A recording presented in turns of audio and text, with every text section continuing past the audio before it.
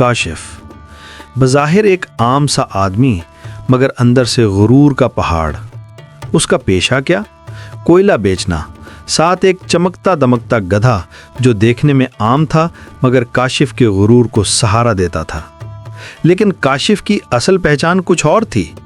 وہ عورتوں کے سامنے ایک ایسا جملہ دہراتا جو بظاہر مذاق لگتا مگر اندر سے عورتوں کے دلوں کو کاٹ کر رکھ دیتا۔ عورتیں کبھی شرماتیں، کبھی ہنستیں اور کبھی اس کے لہجے سے کام جاتیں۔ کاشف ہنستا، کہتا یہی ہے عورت کی اوقات۔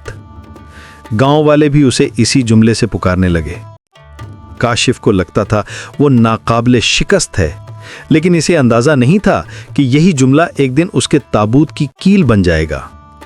وہ سمجھتا تھا عورت کمزور ہے، لیکن حقیقت یہ تھی کہ عورتیں خاموشی سے آگ کی طرح سلگ رہی تھیں۔ وہ سازش بن رہی تھیں، ایک ایسا جال تیار کر رہی تھیں جس کے دھاگے کاشف کو کچلنے والے تھے۔ اس دن کاشف حسب معمول کوئلہ بیچنے نکلا اور اسے لگا سب کچھ ہمیشہ کی طرح ہوگا، لیکن نہیں۔ وہ دن اس کی زندگی کا سب سے خوفناک، سب سے ہلا دینے والا دن بننے والا تھا۔ اب ہر موڑ پر، ہر سانس پر، ہر لمحے پر ایک نیا وار، ایک نیا دھوکہ اور ایک نیا عذاب اس کا منتظر تھا۔ اور کاشف اپنی تباہی کی طرف قدم بڑھا رہا تھا، مسکرا کر، بے خبر ہو کر۔ کاشف کو لگا سب کچھ ہمیشہ کی طرح ہے، لیکن اچانک ایک عورت سامنے آئی۔ یہ نصرت تھی۔ آنکھوں میں ایک پراسرار مسکراہٹ، ہونٹوں پر وہ الفاظ جو کاشف کے غرور کو موم بنا سکتے تھے۔ نصرت نے سلام کیا، نرمی سے بات کی اور کوئلہ خریدنے کی بات چھیڑ دی۔ کاشف چونک گیا، دل ہی دل میں خوشی سے پھول گیا۔ واہ، آج تو قسمت میرے ساتھ ہے۔ لیکن وہ نہیں جانتا تھا کہ یہ مسکراہٹ صرف ایک جال تھی، ایک ایسا جال جس کے کانٹے ابھی اس کے وجود کو چیرنے والے تھے۔ نصرت نے کہا، بھائی کوئلہ میرے گھر پہنچا دو، قیمت بھی ملے گی، اوپر سے خالص گھی کی اوٹی بھی۔ یہ سن کر کاشف کا لالچ جاگ اٹھا۔ اس کی آنکھوں کے سامنے گھی کی خوشبو تیرنے لگی اور دماغ میں منافع کے خواب۔ وہ نصرت کے پیچھے چل پڑا، لیکن جیسے ہی وہ ایک تنگ اور سنسان گلی کے دہانے پر رکا، ہوا کا جھونکا آیا اور دل میں ایک لمحے کو خوف سرسرایا۔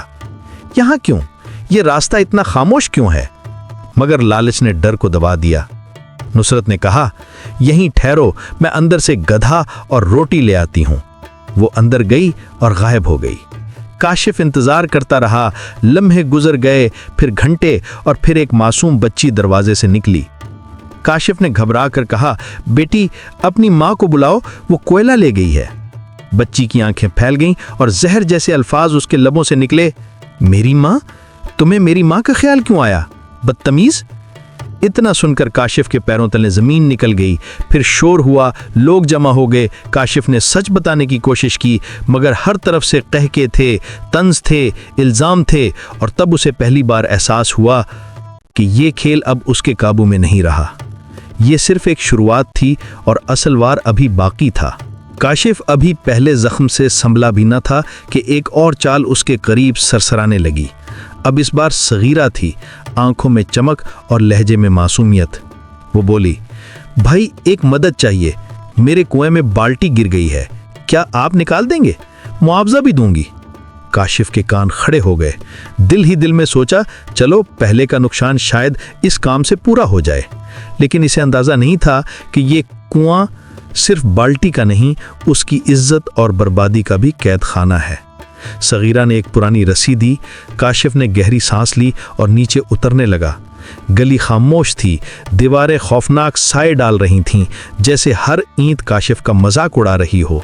وہ اندھیرے میں غائب ہوتا گیا اور اوپر سے صغیرہ کی ہنسی گونجی۔ جیسے ہی کاشف نیچے پہنچا، رسی کھینچ لی گئی۔ کاشف نے گھبرا کر چیخا، بی بی جی یہ کیا؟ لیکن صغیرہ اوپر کھڑی کہہ کے لگا رہی تھی۔ چند لمحوں بعد وہ اس کی جیبیں ٹٹول رہی تھی، کپڑے، بٹوا، سب کچھ نکال لیا گیا۔ کاشف نیچے اندھیرے میں صرف ایک پھٹی پرانی شلوار میں قید رہ گیا۔ اوپر صغیرہ نے آخری جملہ کہا، اب تمہاری قسمت اس اندھیرے کے حوالے ہے۔ ہم عورتیں کمزور نہیں، ہم چالاک ہیں، یاد رکھنا۔ کاشف کی چیخیں کنویں کی دیواروں سے ٹکرا کر واپس آ رہی تھیں۔ وہ مدد کے لیے پکار رہا تھا، لیکن کوئی نہیں آیا۔ इस लम्हे काशिफ को पहली बार महसूस हुआ, ये खेल उसकी सोच से बड़ा है। ये सिर्फ एक मजाक नहीं, ये एक जंग है, और इस जंग में औरतें वार पे वार कर रही हैं। काशिफ के पास अब सिर्फ खौफ, अंधेरा और पछतावा बचा था। काशिफ अंधेरे कुएं से निकलकर अभी सांस भी नहीं ले पाया था कि सामने एक और औरत खड़ी थी। ये फातिमा थी, उदास चेहरा, नरम लहजा, लेकिन आंखों में ऐसी गहराई जैसे वो सब कुछ जानती हो।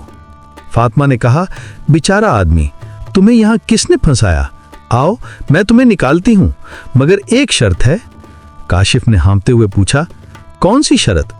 फातिमा के अल्फाज खंजर की तरह काशिफ के दिल में उतरे। मुझे शादी का वादा करो। काशिफ की रूह कांप उठी। बीवी और बच्चे शहर में मेरा इंतजार कर रहे हैं और ये औरत यहाँ शादी का मुतालबा कर रही है। लेकिन कुएं की सर्द दीवारें और तन्हाई ने उसे मजबूर कर दिया। उसने हकलाई हुई आवाज में कहा, अल्लाह की कसम, मैं वादा करता हूँ। फातिमा ने फौरन रस्सी नीचे फेंकी और काशिफ को ऊपर खींच लिया। उसे साफ कपड़े पहनाए, खाना खिलाया, पानी पिलाया। काशिफ के दिल में पहली बार सुकून सा उतरा। उसे लगा शायद किस्मत ने अब रहम खा लिया है, लेकिन यह सुकून एक नए तूफान की खामोशी थी। अगली सुबह फातिमा ने कहा, चलो जेवरात की दुकान चलते हैं। मेरी बेटियों की शादी है, शोहर के साथ जेवर चुनना इज्जत की बात है। काशिफ के कदम डगमगाए, लेकिन वो बहाव में बहता चला गया। जेवरात की दुकान पर फातिमा ने एक एक जेवर उठाया। काशिफ की तरफ देखकर पूछती, ये कैसा है शोहर? काशिफ शर्मिंदगी और खौफ में सिर्फ यही कह सकता, जी ये भी अच्छा है। ऐसे करते करते जेवरात के ढेर लग गए। आखिर में फातिमा ने कहा, मैं अपनी बेटियों को दिखा कर आती हूँ। मेरा शोहर यानी काशिफ यहीं बैठा है, पैसे दे देगा। ये कहकर वो जेवरात समेत गायब हो गई। घंटे गुजर गए। दुकानदार का सब्र टूट गया। उसने गुस्से से काशिफ को पकड़ा, तुम दोनों ने मिलकर मेरा माल चुराया है। लोग इकट्ठे हुए, कहके लगे, इल्जाम लगे। अब काशिफ के लिए जमीन तंग हो गई। वो चीख चीख कर कहता रहा, मैं बेकसूर हूं, ये औरत मुझे धोखा दे गई है। लेकिन काजी के सामने उसकी आवाज दब गई। काजी ने सर्द लहजे में कहा, चोर को सजा मिलनी चाहिए, उसे कैद खाने में डाल दो।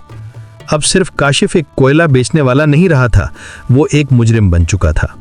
और ये सब औरतों की चालाकी थी, वो चालाकी जिसे वो हमेशा मजाक समझता था। काजी के हुक्म पर पहरेदारों ने काशिफ को घसीटकर कैद खाने में डाल दिया। आसमान अंधेरा हो रहा था और कैद की सलाखों के पीछे काशिफ की सांसें टूट रही थीं। वो बार बार चीखता, मैं बेकसूर हूं, लेकिन उसकी आवाज कैद खाना निगल लेता। उसकी आंखों में खौफ, दिल में पछतावा और दिमाग में एक ही सवाल था कि औरतें वाकई इतनी ताकतवर हो सकती हैं। अब वो गुरूर वाला काशिफ नहीं रहा था, वो एक टूटा हुआ इंसान बन गया था। इधर दूसरी तरफ नुसरत, सगीरा और फातिमा खुशी से कहकह लगा रही थीं। उन्होंने काशिफ को वो सबक सिखाना शुरू कर दिया था जो वो जिंदगी भर नहीं भूल सकता था। लेकिन कहानी का आखिरी वार अभी बाकी था। फातिमा ने एक ऐसा जाल बुना जिसने न सिर्फ काशिफ को बल्कि गांव के सब मर्दों को हिलाकर रख देना था।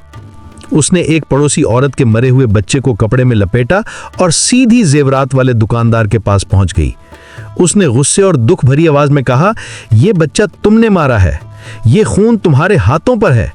दुकानदार कांप गया, जमीन पर झुक गया। बीबी रहम करो, मैं बेकसूर हूं, जो कहो करूंगा। फातिमा ने उसकी आंखों में झांका और आहिस्ता से कहा, अगर वाकई मुआफी चाहते हो तो काजी के पास जाओ और कहो कि काशिफ बेकसूर है, फौरन उसे रिहा करो। दुकानदार का वजूद लर्ज गया और वो सीधा काजी के दरबार पहुंच गया। काजी ने हैरत से देखा जब दुकानदार ने खुद एतराफ किया कि काशिफ पर लगाया गया इल्जाम गलत है। फौरन हुक्म आया, काशिफ को रिहा करो। जब काशिफ कैद खाने से बाहर निकला तो उसकी आंखें नम थीं, जिस्म कमजोर और दिल शिकस्ता। लेकिन सामने वही औरतें खड़ी थीं। उन्होंने उसके हाथ में गधा, कपड़े और बटवा वापस दिया और नुसरत ने कहा, हमने ये सब इसलिए किया ताकि तुम्हें सबक मिले। औरत को कमजोर समझने की गलती कभी न करना। सगीरा ने कहा, औरत माँ भी है, बहन भी है, बेटी भी है और बीवी भी। ये सब रिश्ते इज्जत के मुस्तहिक हैं। फातिमा आगे बढ़ी, काशिफ की आंखों में आंखें डालकर बोली, याद रखना, ہم جنگ شروع نہیں کرتے، لیکن اگر کوئی ہمیں چیلنج کرے گا تو ہم ضرور جواب دیں گے۔ کاشف کا غرور راکھ میں تبدیل ہو گیا تھا۔ اس نے جھکے ہوئے سر کے ساتھ کہا، میں نے سب سمجھ لیا، عورت کمزور نہیں، عورت سب سے بڑی طاقت ہے۔ وہ شہر کی طرف لوٹ گیا، لیکن اپنے پیچھے ایک ایسا قصہ چھوڑ گیا جو آج بھی سنایا جاتا ہے۔